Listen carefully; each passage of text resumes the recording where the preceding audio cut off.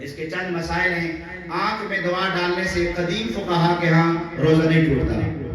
قدیم جو فقہا ہیں سارے, ان کے ہاں آنکھ میں دوا ڈالنے سے روزہ, دوائی ڈالنے سے روزہ نہیں ٹوٹتا. جیسے سرما لگانے سے روزہ, سوائے امام مالک رحمۃ اللہ علیہ, وہ احمد حنبل رحمۃ اللہ علیہ, ان کے ہاں آنکھ میں سرما بھی نہیں لگانا چاہیے, ٹھیک ہے.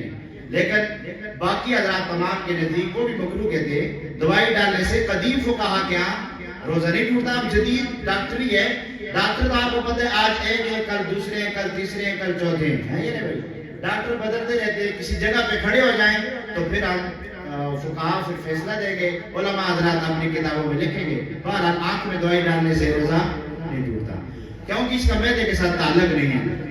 دوسرے نمبر پہ کان میں دوائی ڈالنے سے دوائی اندر جاتی ہے, تو اس سے روزہ کیا ہو جاتا ہے بھائی, ٹوٹ جاتا ہے. احتیاط اسی میں ہے. ناک میں دوائی ڈالنے سے روزہ کیا ہو جاتا ہے بھائی, ٹوٹ جاتا ہے, ٹھیک ہے نہیں. تو اسی طرح یہ جو اگربتی مسجدوں میں اکثر جگہ لگی ہوتی ہے اگربتی, اس کا دھواں جان بوجھ کے سوکھنے والا, اس کا روزہ بھی کیا ہو جاتا ہے بھائی, ٹوٹ جاتا ہے. الٹی کرنے والا, کے کرنے والا, اب اگر الٹی اس کو ویسی آ گئی, اس نے کی یہ نہیں ہے, انگلی نہیں ڈالی, زبردستی نہیں کی, ویسی آ گئی, وہ تھوڑی ہو منہ بھر کے ہو, اس سے روزہ نہیں ٹوٹتا.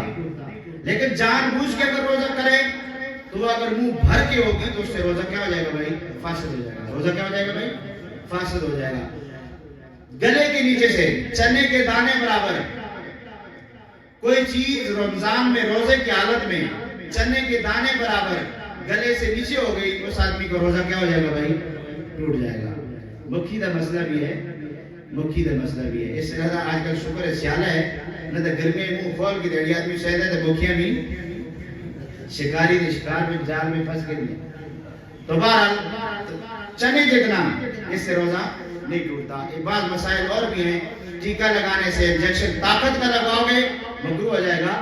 ویسے اگر کوئی ہو تو ہاں, بعض حضرات اللہ ہم سب کی حفاظت فرمائے, بواسیر کے مریض ہوتے ہیں, ان کے لیے کچھ دوائی ہوتی ہے, اس کے ساتھ روزہ ٹوٹ جاتا ہے. اس سے روزہ کیا ہو جائے بھائی, ٹوٹ جاتا ہے. آگے آپ سارے سمجھ لو گے وہ. اس لیے بعض چیزیں ہیں.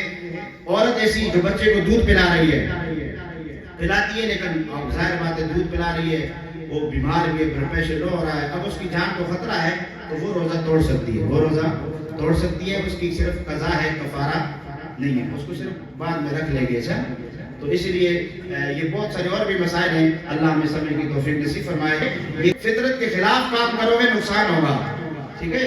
پہلے کھجور کھاؤ, اس سے روزہ افطار کرنا افضل ہے. کیا ہے بھائی, نہ ملے تو پانی بھی پاک ہے. پانی بھی کیا ہے بھائی, الحمدللہ پرانا دور نہیں رہا, اب ہر کسی کے گھر میں ایک نہیں کئی قسم کی کھجوریں ہوتی ہیں. بولو الحمدللہ, یہ اللہ کی نعمتیں ہیں. اس لیے شام کو روزہ افطار کرتے وقت احتیاط کرو, صبح بند کرتے وقت احتیاط کرو. احتیاط کرو گے انشاءاللہ بھائی,